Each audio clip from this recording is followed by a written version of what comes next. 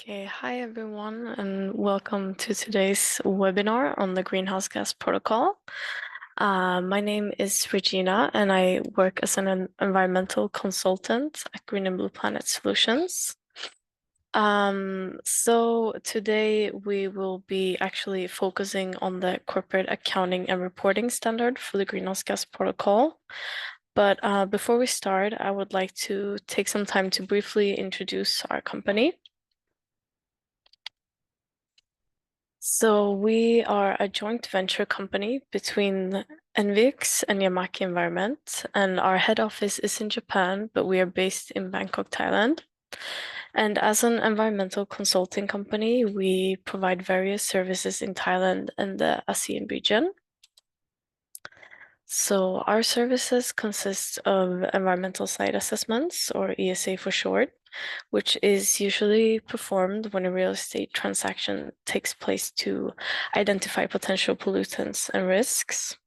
We help our clients to report and comply with the set ASTM standards for ESAs.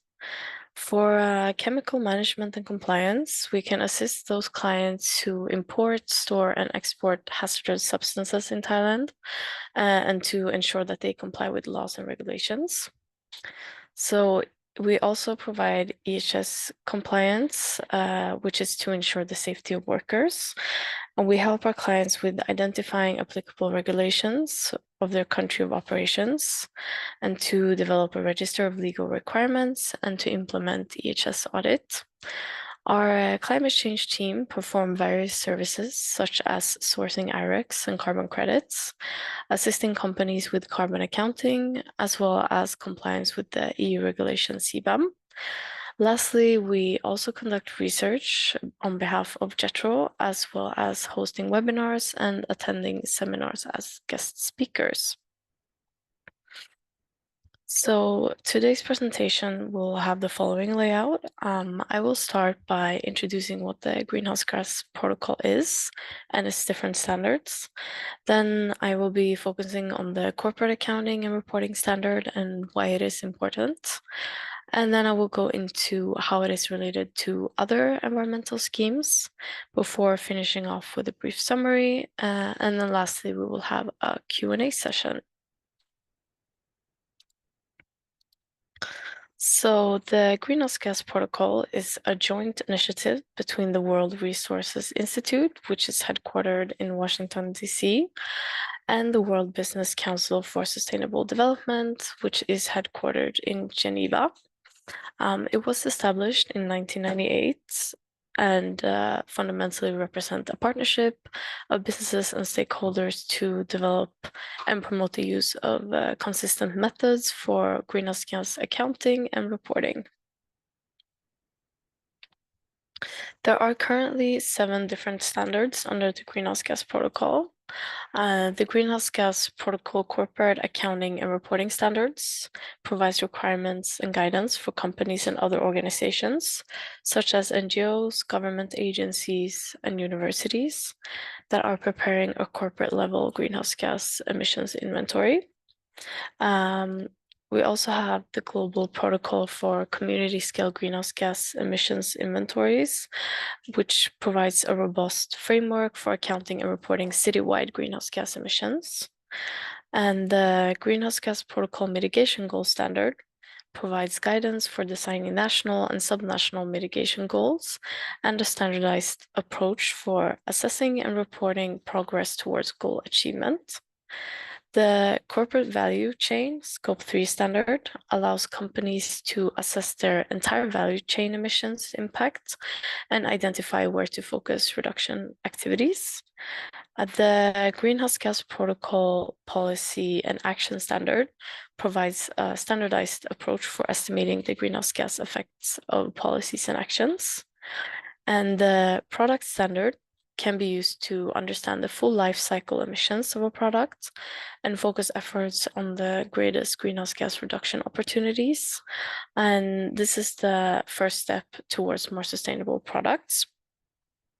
And lastly, the Greenhouse Gas Protocol for Project Accounting is the most comprehensive policy-neutral accounting tool for quantifying the greenhouse gas benefits of climate change mitigation projects. So companies and organizations typically start with a corporate accounting and reporting standard, which is why that is the standard we will be focusing a bit more on today. So looking at the history of the standards, well, as previously mentioned, the Greenhouse Gas Protocol initiative commenced in 1998, and in 2001, the first edition of the corporate standard was published. Throughout the year, more and more standards have been published. And in late 2022, the Greenhouse Gas Protocol issued a memo and several surveys inviting public input on these standards and guidance documents and how they can be improved. Public input was taken through February 2023, and the Greenhouse Gas Protocol Secretariat hosted a webinar in May 2023, reviewing the key themes presented by stakeholders on the Scope 2 guidance. The Protocol Secretariat is currently in the process of reviewing survey submissions and proposals and will develop specific work plans for each survey. And the Greenhouse Gas Protocol expects to release drafts of the revised text in 2024 and final standards and guidance in 2025. So there are three types of greenhouse gas accounting. First, we have corporate or entity level inventories, which basically combines emissions data from across all of a company's operations. These inventories contain information on historical emissions so that they can be used to track reductions that have actually occurred compared to a prior year. In contrast, in project level accounting, we are concerned with quantifying the future emissions reductions expected from projects that have been established to reduce or avoid emissions or to sequester carbon. Project level accounting is used to quantify the impact of offset projects. And because we are looking at future impacts from projects in project level accounting, the emissions reductions are estimated through a comparison with a hypothetical scenario or baseline scenario. Finally, a product inventory combines all of the emissions from the life cycle of an individual product or service, regardless of whether those emissions have already occurred or will occur in the future.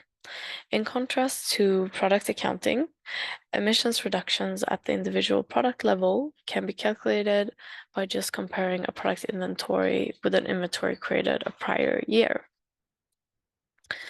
So corporate standard and corporate value chain or scope 3 can be considered entity accounting, whereas project protocol can be considered to be under the project accounting and product standard under product accounting.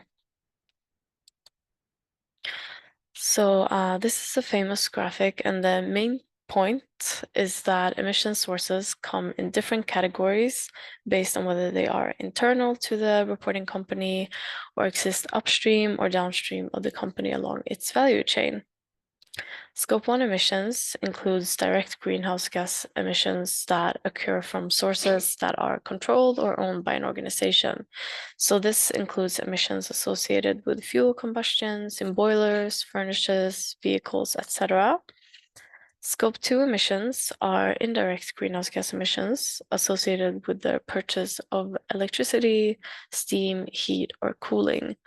Although Scope 2 emissions physically doesn't occur at the facility, they are still accounted for in an organization's greenhouse gas inventory because they are a result of the organization's energy use. Scope 3 emissions are the result of activities from assets not owned or controlled by the reporting organization, but that the organization indirectly affects in its value chain. So an organization's value chain consists of both its upstream and downstream activities. However, it is important to note that Scope 3 emissions do not need to be reported under the corporate standard. So generally speaking, there are three principles of the corporate standard. So first one is relevance, meaning that greenhouse gas inventories must contain information that internal and external users need for decision making. The inventory boundary should consider company characteristics, stakeholder needs, organizational structures, business context, and relationships. Secondly, the company needs to make an effort to provide a complete, accurate, and consistent accounting of emissions. The collected data needs to be consistently collected over time, and the organization also needs to be transparent and disclose emissions information clearly, factually, and neutrally. A clear documentation and why certain emissions were excluded has to be maintained. Lastly, the data need to be accurate and credible enough to be used in decision making. A company may find that in order to achieve the most complete inventory, the data used may be less accurate, but that then compromises the overall accuracy. So the following work process is typically used for the corporate standard. One of the most crucial steps in greenhouse gas accounting is setting up the boundaries. And within the corporate standard, there are two types of boundaries to be set. We have organizational ones, and they come first, and then afterwards, one should determine the operational boundaries. So organizational boundaries includes which operations are owned or controlled by the reporting company, and which ones should be included in the inventory. Regardless of a company's structure's complexity, organizational boundaries must always exist. And operational boundaries build upon organizational boundaries to determine which specific sources should be included in the inventory and how those sources should be categorized within the inventory. Companies then have to select a calculation approach and collect the necessary data over time before lastly reporting these emissions.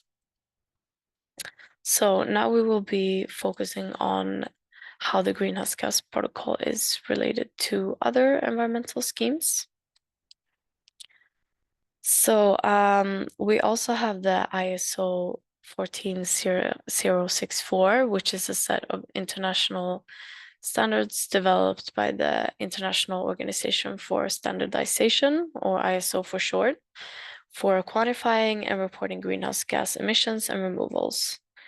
The ISO 14064 standard consists of three parts. The first one specifies principles and requirements at the organizational level for quantification and reporting of greenhouse gas emissions and removals. The second part provides guidance for the design, development, management, and reporting of greenhouse gas inventories at the project level. And the part 3 specifies principles and requirements for the validation and verification of greenhouse gas assertions. So by adhering to these standards, organizations can effectively monitor and manage their carbon emissions, contributing to global efforts to mitigate climate change. So why does the ISO 14064 and the Greenhouse Gas Protocol corporate standard then exist? Are they the same? So both of them are based on the same principles of relevance, completeness, consistency, transparency, and accuracy. And they also follow the same steps of planning, identifying, calculating, reporting, and verifying emissions and removals. Both standards also use the same global warming potential values to convert different gases into carbon dioxide equivalent units. Additionally, both standards allow flexibility and adaptation to the specific context and objectives of each organizational project and encourage continuous improvement and stakeholder engagement. But one of the main differences between the Greenhouse Gas Protocol and the ISO standard is their scope and applicability. The Greenhouse Gas Protocol is more comprehensive and detailed, covering a wider range of sectors, sources, and activities, and providing more guidance and tools for greenhouse gas accounting and management. The ISO standard is more generic and concise, focusing on the requirements and specifications for greenhouse gas quantification, monitoring, reporting, and verification, and leaving more room for interpretation and customization. Another difference is the recognition and acceptance. So the Greenhouse Gas Protocol is more widely used and referenced by voluntary and mandatory reporting programs, initiatives, and platforms, such as the Carbon Disclosure Project, the Global Reporting Initiative, and the Science Based Targets Initiative. The ISO standard is more recognized and accepted by regulatory and accreditation bodies, such as the United Nations Framework Convention on Climate Change, or the Clean Development Mechanism, and the Verified Carbon Standard. So when determining which standard to follow for greenhouse gas accounting and management, there are several factors to consider, such as purpose, scope, audience, resources, and preferences. So as mentioned, the Greenhouse Gas Protocol is more comprehensive and detailed standard, whereas the ISO standard is more generic and concise. However, both standards are compatible and complementary. So you can use the Greenhouse Gas Protocol to identify and calculate your greenhouse gas emissions and removals, and then use the ISO standard to report and verify them. So, although there are several environmental initiatives that are also related to the Greenhouse Gas Protocol, one of the more relevant ones would be the Science Based Targets Initiative. So, this initiative is a joint initiative of CDP, the United Nations Global Compact, World Resources Institute, and more. And science-based targets provide a clearly defined pathway for companies to reduce their greenhouse gas emissions, helping prevent the worst impacts of climate change and future-proof business growth. Financial institutions and companies from all sectors and of all sizes are encouraged to develop their own science-based targets. And the initiative builds on the principle that targets must be consistent with keeping global warming well below 2 degrees Celsius, above pre-industrial levels, and pursuing efforts to limit warming to 1.5 degrees Celsius, as outlined in the Paris Agreement. Targets should be achievable based on current technologies and methods, and companies should have a clear plan to implement them. Companies are also encouraged to publicly disclose their emissions reductions targets and progress towards achieving them, promoting accountability and trust. Companies are accountable for their emissions reduction targets and should take responsibility for the environmental impacts of their operations. And lastly, the targets should be regularly reviewed and updated as new information and technologies become available, ensuring that they remain ambitious and aligned with the latest climate science. So as of today, 8,658 businesses around the world are already taking action and working with this initiative. And out of these, 5,436 companies have approved targets by the SBTi. And in Thailand, there are, as of now, 35 companies taking action, including the BTS Group Holdings, Sharon, and SEB. And in 2022, the countries with the highest numbers of companies taking actions was Japan, followed by the UK and the US. So looking at an example of a company that has set science-based targets, we have H&M. And as most of you probably already know, H&M is a global fashion and design company present in 79 markets worldwide. As part of its decarbonization efforts to reach net zero across its value chain by 2040, H&M Group has been engaging its suppliers to set emissions reduction target and contribute to its suppliers' engagement project since 2016. So the H&M Group commits to reduce absolute Scope 3 greenhouse gas emissions 56% by 2030, comparing with 2019 as a base year. Although H&M Group does not have a supplier engagement target, its suppliers engagement program supports the delivery of this absolute Scope 3 target.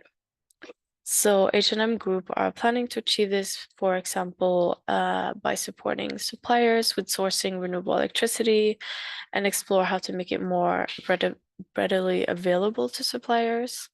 The company also takes an active role in developing new renewable energy infrastructure in production markets on the back of power purchase agreements for its European operations.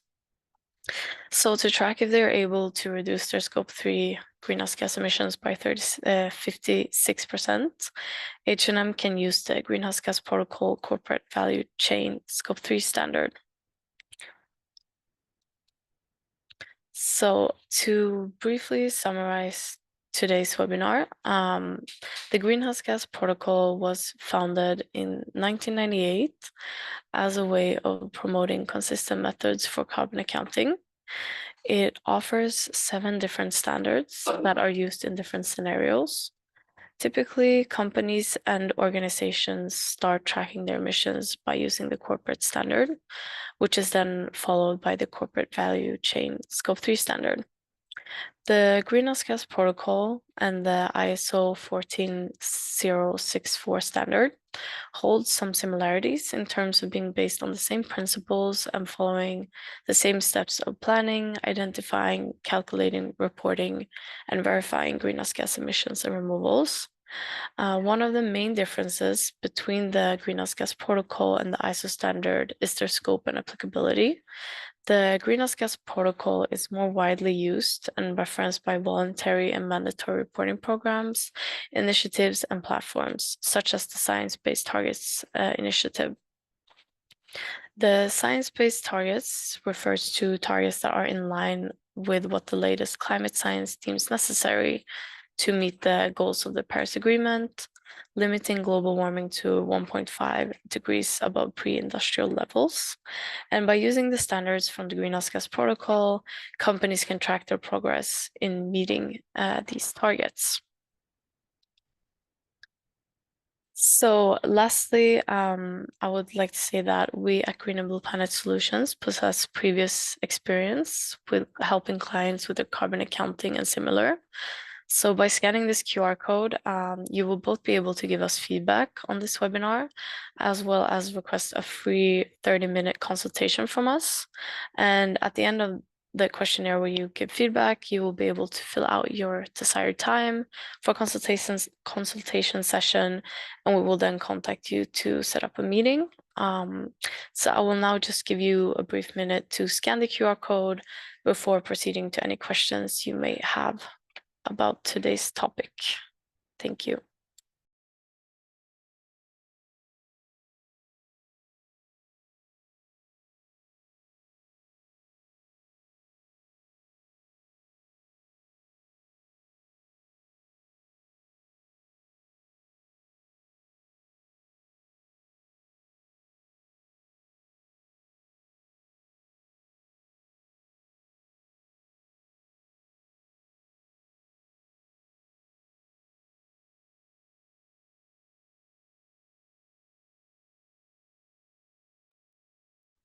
Okay, moving on. I saw that we have one question in the chat, which my colleague Nan has already replied to. Yes, all of the presentation material will be sent by email to the participants after completing the survey form. Yeah. Yes, and it is possible if you wish to ask questions in Thai as well, as my colleagues speak Thai and can translate.